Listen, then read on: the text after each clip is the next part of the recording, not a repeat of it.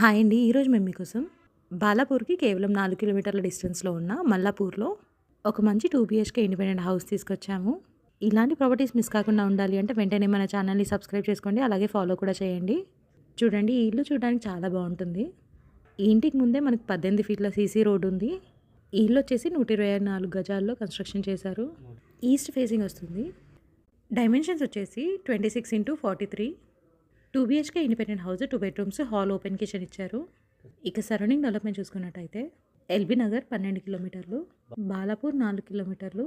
ఈ ఇల్లు exact location వచ్చేసి ఆర్సీఐ రోడ్లో ఉన్న మల్లాపూర్లో ఉంది.